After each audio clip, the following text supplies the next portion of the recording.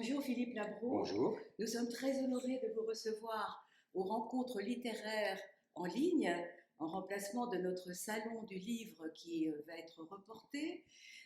Vous êtes né à Montauban, Oui, vous êtes écrivain, oui, vous êtes homme de médias, exact. vous êtes journaliste, Oui, vous êtes auteur de chansons, on y en reviendra effet, tout à l'heure parce en que ça effet, c'est très gai, en et vous effet. êtes réalisateur.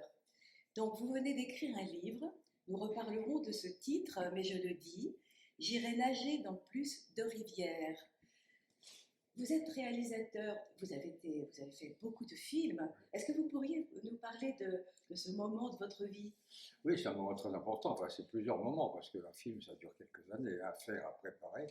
J'ai fait en tout 7 longs métrages avec des comédiens très intéressants, Jean-Louis Trintignant, Claude Brasseur, Yves Montand, euh, Gérard Depardieu, Carole Bouquet, De belles femmes aussi, de belles quelques belles actrices. femmes, oui, Nathalie Baye, Dominique Sanda, bref. Et puis Jean-Paul Belmondo, que j'ai fait tourner 2 fois dans L'Héritier, qui est mon film qui a le plus fonctionné, Qui était et formidable, qui est aussi un de vos livres. oui, et L'Alpagueur, qui est un récit d'aventure. La mise en scène de cinéma, ça signifie 2 choses. D'abord, il faut être très humble parce que c'est très difficile.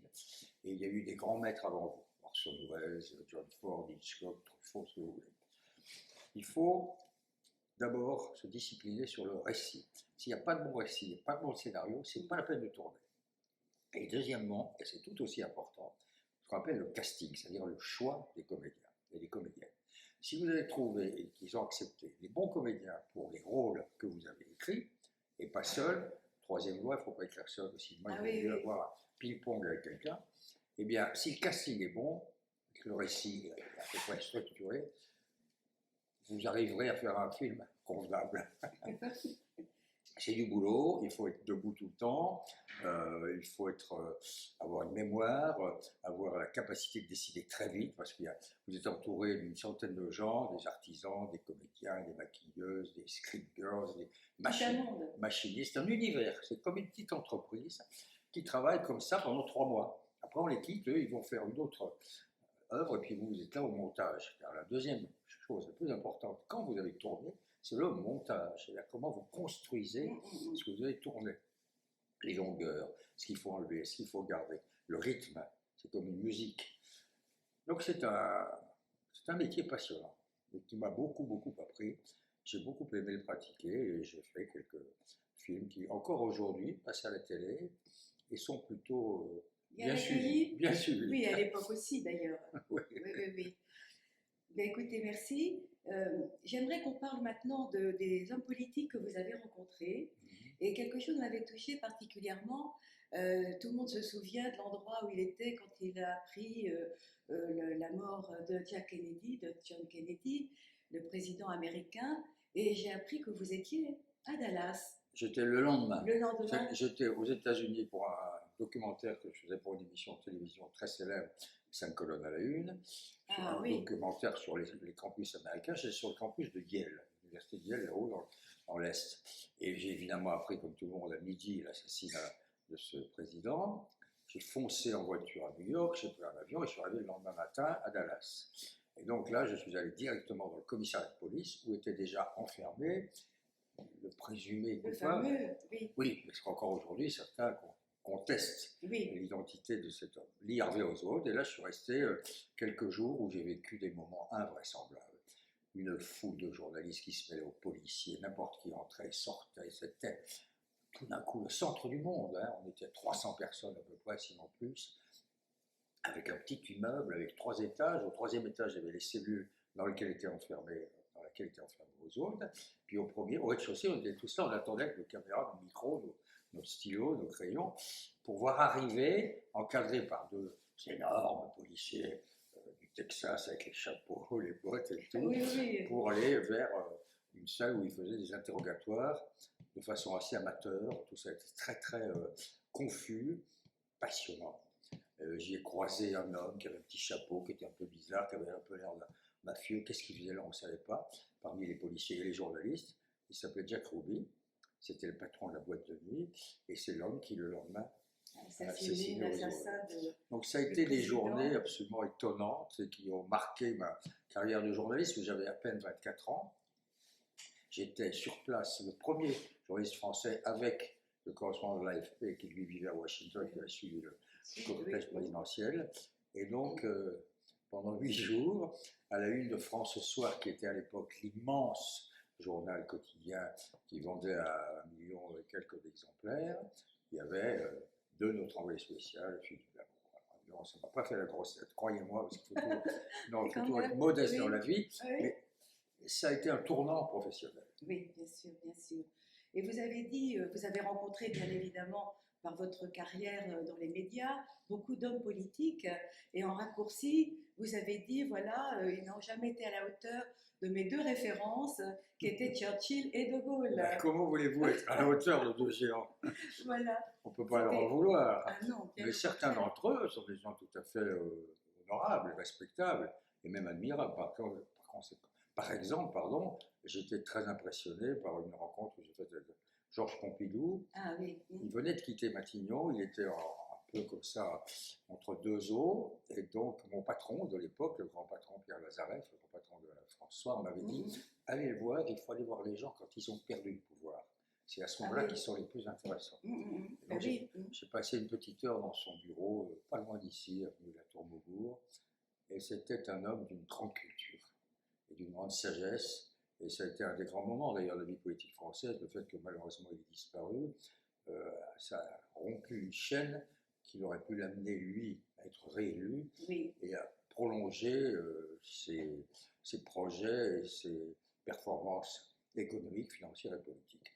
Bon, il y a eu Pompidou, j'ai aussi bien sûr croisé très souvent Jacques Chirac, croisé votre mère, Madame Dati, croisé Nicolas Sarkozy, croisé François Mitterrand, j'ai passé 2 entretiens avec Mitterrand à l'Élysée, enfin bref, j'ai accumulé comme ça un certain nombre d'éléments qui ont fait qu'effectivement, quand vous les comparez à Churchill et De Gaulle, c'est pas pareil, mais il est vrai que Churchill comme De Gaulle était entraîné dans ce mouvement extraordinaire qui s'appelait la Deuxième Guerre mondiale. Donc vous ne pouvez pas comparer leur rôle ou leur comportement. Les situations étaient différentes. Voilà, par rapport à l'événement. C'est souvent l'événement qui fait l'homme. Passons à des choses plus légères. Oui. Vous êtes parolier. Oui. Et nous pensons que vous avez écrit quand même pour Johnny Hallyday, oui. Pour Gainsbourg. Dans votre livre, vous avez une playlist. Oui. Une playlist de chansons du monde entier que vous aimez bien vous passer. Oui. Mais parlez-nous un peu, peut-être de ces un peu de monstres sacrés ou peut-être d'autres pour lesquels vous avez écrit. Oui, être parolier, c'est pas mon métier. J'ai fait quand même écrit dans ma vie à peu près une quarantaine de chansons, cinquantaine. C'est intéressant, c'est une discipline en fait très compliquée parce que vous avez 3 minutes ou 4. Une chanson, je ne jamais plus. Mais oui, autrement ça lasse. Pour dire quelque chose, il ne faut pas essayer de trop dire. Il vaut mieux se limiter à 3-4 formules, 3-4 phrases et construire ça comme un tout petit récit avec un refrain et un couplet, et plusieurs couplets. Donc c'est du boulot. Et puis par ailleurs, il y a la musique. Si on vous donne ce qu'on appelle le corset musical, il faut rentrer dedans avec vos paroles. Mais aussi, et c'est plus simple pour un parolier, vous écrivez le texte et ensuite on met la musique dessus. Donc tout ça c'est un métier, c'est du travail. Ça se fait bien sûr en collaboration avec l'interprète. Oui. Moi j'ai eu la chance de rencontrer Johnny, on est devenus amis assez vite et je lui ai proposé plusieurs textes. Et là-dessus on s'est embarqué dans une aventure extraordinaire. On s'est retrouvés à Londres, on a fait ensemble avec ses musiciens, son producteur, l'équivalent d'un album entier. J'ai écrit toutes les chansons de cet album. Un album qui s'appelle Flagrant délit et qui est aujourd'hui considéré comme un peu culte. Soyons modestes. Mais c'était passionnant et j'ai beaucoup aimé faire ça. C'est assez difficile, hein, et il faut vraiment réfléchir parce qu'il faut bien se dire que les gens reçoivent quoi 3-4 mots, 3-4 formules. Ils ne se souviennent pas de tout. Oui, oui. Et il y a évidemment le plus important, c'est la mélodie. Parfois plus c'est qui vous accroche. Oui, c'est parfois plus important que les paroles. Oui, mais la mélodie est parfois plus forte que les paroles. Et puis il y a l'interprète qui s'approprie la chanson au bout d'un moment. C'est-à-dire que ce n'est pas lui qui l'a signée. Mais comme il l'interprète sublimement bien, moi je donne toujours comme exemple, quand Johnny Hallyday s'est mis à interpréter une chanson de Michel Berger qui s'appelle Diego. Magnifique. Bon, quand Berger la chante, ça va, c'est bien, c'est agréable, c'est bien fait, c'est beau. Mais quand Johnny la chante, il la transcende, il explose. Il se met à pas hurler, mais à chanter avec la puissance de son Oui, et corps, puis de son le poumon, de sa rythme. voix, et ça devient un hymne. Donc c'est ça Tout à fait, l'interprète. c'est vrai, L'interprète oui, oui. peut sublimer un texte et de la musique. Voilà. Magnifique. Philippe Labro, nous pouvons dire que vous êtes un homme heureux, Oui. avec Oui. votre épouse Françoise, Oui. vos enfants. Oui, Vous avez perdu votre frère et nous lisons dans votre livre quelques pages admirables sur cet amour fraternel. bien sûr. Et nous allons nous quitter Oui. en pensant à vous, mais en même temps, j'aurais beaucoup aimé. Alors, votre livre est un livre foisonnant Oui. et exaltant, Oui. représentant toute votre vie. Vous êtes gentil. Et j'aimerais maintenant que vous nous lisiez, Oui. s'il vous plaît. Je Volontiers. vais tout de suite retrouver la page. C'est vous qui avez choisi le passage. Oui, alors oui, parce que en fait, il est en relation avec votre titre. Oui. Alors, ça c'est votre frère. Alors, mon inépuisable playlist.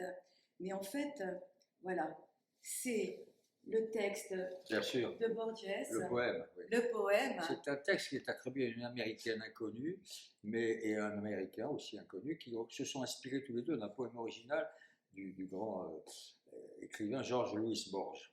Alors il dit ceci: si je devais revivre ma vie, j'aimerais faire encore plus d'erreurs. J'irais cueillir plus de marguerites, j'irais grimper plus de montagnes, j'irais nager dans plus de rivières, j'irais danser plus de danses. Et je termine le bouquin en disant qu'il me semble parfois que tout ne fait que commencer. Il reste encore beaucoup d'erreurs, beaucoup de marguerites, de montagnes, de rivières, de danses, et il reste d'autres livres à écrire. Le prochain palpite déjà dans l'encre de mon stylo. Très bien, merci infiniment. Donc, j'irai nager dans plus de rivières n'est pas un livre testament, mais un livre d'espoir. Exactement. Chers amis, n'oubliez pas, voilà une bonne lecture que je vous engage à plonger dedans. Merci beaucoup.